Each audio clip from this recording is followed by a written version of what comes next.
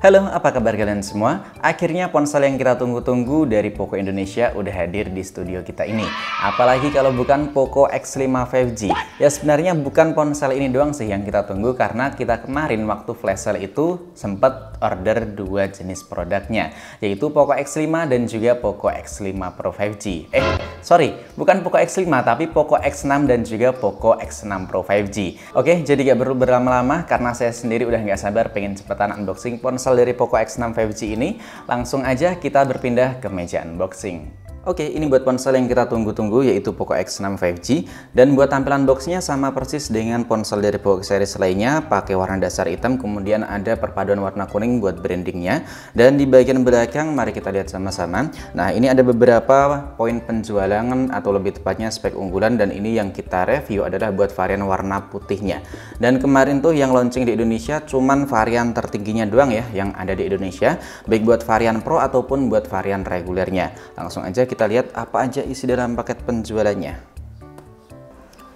Oke, wih mantep, langsung muncul ini ya tagline-nya, Poconya beraksi. Ada SIM ejector, stiker buku panduan dan juga buku garansi, jelly case yang udah nggak transparan, unit dari Poco X6 5G, USB Type-C, dan tentunya adapter charger sebesar 67 Watt.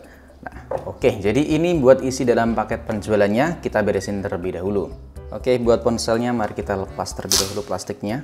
Oke, ini buat tampilan dari ponsel Poco X6 5G yang kita beli flash sale kemarin. Dan tentunya buat harga, kalian semua udah pada tahu harganya ada di 4 juta kurang Rp1.000. Tapi buat kalian yang mau beli waktu flash sale kemarin, tentunya udah dapat harga yang sedikit lebih murah di kisaran 3,8 juta rupiah.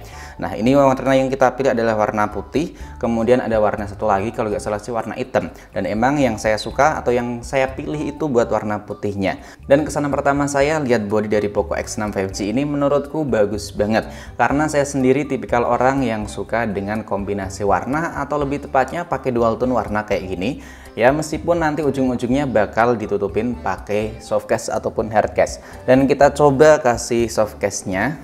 Nah ya, jadi kalau dikasih soft case nanti tampilannya kayak gini ya, udah nggak kelihatan warna putihnya, tapi ini sih masih bisa melindungi kameranya ya, masih aman nih buat kameranya karena sedikit lebih panjang ini buat apa namanya, buat pelindung kamera. Dan buat feel genggam ponsel ini menurutku sih standar ya, maksudnya nggak terlalu berat dan juga nggak bisa dibilang tipis. Dan buat backdoornya ini masih pakai backdoor berbahan plastik. Kemudian yang saya suka atau lebih tepatnya kenapa alasan lain buat pilih warna putih ya, ini saya suka ada kayak motif-motif granit atau marmer sih, kalau menurut saya nih kayak ada seninya tersendiri gitu loh. Dan di bagian samping kamera di sini terdapat branding Poco yang sekarang ini udah dibikin lebih kecil. Ini salah satu hal yang menarik sih kalau menurut saya, karena nggak terlalu kegedean, nggak terlalu menonjol gitu buat branding Poconya. Lalu ada keterangan 64 megapiksel OIS, dan ini buat apa sih namanya? Buat lampu LED flashnya kayak ada garis-garisnya gitu ya, kayak ada teksturnya tersendiri gitu. Dan yang nggak habis fikri sama kameranya ini bukan di bagian setupnya sih sebenarnya, karena buat setupnya sih emang bisa dibilang mirip dengan ponsel dari Infinix Note 30 series. Dan yang saya nggak habis fikri itu sebenarnya di bagian sini. Nah, bisa kalian perhatiin, BAM kameranya tinggi banget, tebel banget ya buat BAM kameranya. Nah, oke. Dan buat bodinya tentu ponsel ini masih pakai bodi berbahan plastik atau polikarbonat. Lalu terdapat tombol power, kemudian tombol volume. Di bagian atasnya terdapat ear blaster, lubang noise cancelling, lubang speaker, kemudian lubang jack audio 3,5 mm. Dan di bagian sisi kiri di sini polos ya, udah nggak ada lubang SIM tray-nya karena dipindah di bagian bawah. Kemudian ada lubang mikrofon, port USB Type-C, kemudian terdapat satu buah lubang speaker. Oke, jadi buat SIM tray-nya ini cuman 2 kartu SIM ya, nggak hybrid, lebih tepatnya nggak ada buat slot kartu memori eksternal. Ini kalau dilihat dari tampilan depan kayak gini sih bagus ya, karena punya ini frame putih kayak gini. Dan kalau dilihat kayaknya ini ponsel kerasa sedikit kecil sih buat ukurannya. Oke, buat ponselnya udah kita hidupin dan ini pakai MIUI versi 14, belum pakai HyperOS kayak versi Pro-nya. Oke, ini buat ponselnya udah selesai kita setup dan tampilan awalnya kayak gini. Ini belum kita install apapun ya, jadi masih utuh, baru selesai buat setup pertama kali kita hidupin ponsel baru kayak gini tampilannya. Dan waktu saya sempat iseng-iseng bandingin ini buat tampilan setup kameranya, Menurut kalian gimana? Bisa dibilang mirip gak? Dan buat bezel atau tampilan desain depan ini menurut saya udah kelihatan tipis banget ya, meskipun belum kelihatan simetris ya. Di bagian sisi atas, kanan, kiri, dan juga bawahnya ini belum bisa kita bilang simetris. Dan sekarang ini kita lihat buat sistemnya itu makan memori di berapa giga. Buat penyimpanan yang udah kepake waktu pertama kali kita hidupin ada di 31 giga, dan kita cek lagi buat sistemnya doang ini berapa nih. Berkas sistem dan juga sistem ini kurang lebihnya ada di 26 giga. Nih ya, bisa diperhatiin lagi. Kurang lebih berkas sistem dan juga sistemnya ada di 26 giga. Aplikasi dan data bawaan ada di kisaran kurang lebihnya di 5 giga. Dan kita coba lihat aplikasi apa aja bawaannya. Jadi buat aplikasi bawaannya itu kurang lebihnya ada di 34 aplikasi bawaan. Banyak banget ya. Oke, sekarang langsung aja kita tes terlebih dahulu buat layarnya. Kita lihat buat spesifikasi lengkap. Nah, ini kita lihat di bagian layarnya ponsel ini resolusinya udah gede banget ya. Karena bisa mencapai 1220 x 2712 atau lebih tepatnya pakai resolusi 1,5K. Dan refresh rate-nya support hingga 120 Hz. Kerapatannya udah mantep nyampe 446 pixel. Ada Dolby Vision, HDR10 dan juga HLG. Oke, ini buat kualitas gambar waktu kita pakai buat nonton konten di YouTube ya. Dan ini menurutku buat kualitas warnanya sih biasa aja, maksudnya nggak terlalu oversaturated kayak gitu, nggak terlalu cerah-cerah banget tapi nggak kelihatan pucat.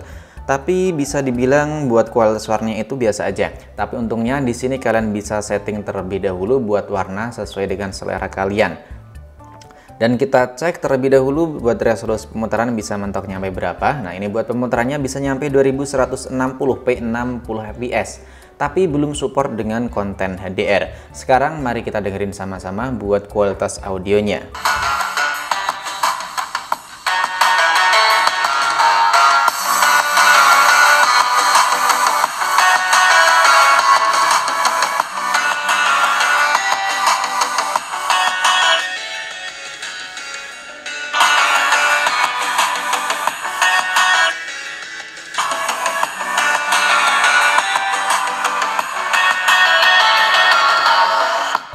Oke, buat kualitas audionya menurutku udah enak banget karena balance buat kualitas audio di bagian atas dan juga bawah, baik itu buat bass ataupun treble-nya, nggak berat sebelah gitu intinya. Dan sekarang ini kita cek pakai multi touch, kita lihat berapa banyak sentuhan yang bisa dideteksi. Dan ini bisa kalian perhatiin buat maksimal sentuhannya bisa mendeteksi hingga 10. Dan sekarang ini lanjut lagi kita lihat di bagian tentang ponselnya. Buat sistemnya ini ponsel pakai MIUI versi 14, Android-nya di 13, kemudian masih pakai patch keamanan di 2023, lebih tepatnya bulan 11. Dan buat info detailnya ini mantap banget, RAM-nya udah lega di 12GB plus 4GB buat virtual RAM. CPU-nya pakai Snapdragon 7S Gen 2. Dan buat memori RAM di 12GB ini free-nya masih banyak banget tentunya ya, ada di 6GB lebih 200 MB-an. Ini buat CPU throttling-nya bisa kalian perhatiin, ini bisa dibilang nggak stabil ya karena naik turun kayak gini. Dan anehnya di pertama itu agak kuning, hijau agak ke kuning-kuningan, stabil kemudian makin kuning. Intinya belum kerasa stabil, dan maksimal Gibbs-nya itu dapat skor yang cukup tinggi hingga 181 ribuan, dan nilai CPU throttlingnya dapat di 78%. Ini nantinya kayaknya sih menarik banget kalau kita komparasiin pakai ini ya, Dimensity 8050. Next video bakalan kita komparasiin.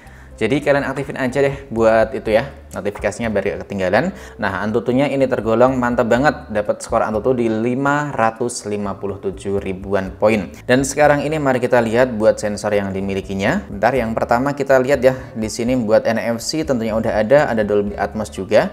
Kemudian ini sensor magnetik ada, sensor giroskop juga ada. Kita lihat sama-sama giroskopnya pakai apa. Nah, ini buat giroskopnya pakai vendor ST Micro. Dan tentunya ini udah pakai giroskop hardware. Sensor orientasi juga ada, jadi buat maps atau buat kalian para driver ini tentu udah mantap banget buat mapsnya, udah akurat, udah gacor gitu. Ini kita lihat sama-sama terlebih dahulu buat kamera utama, bisa diperhatiin ya.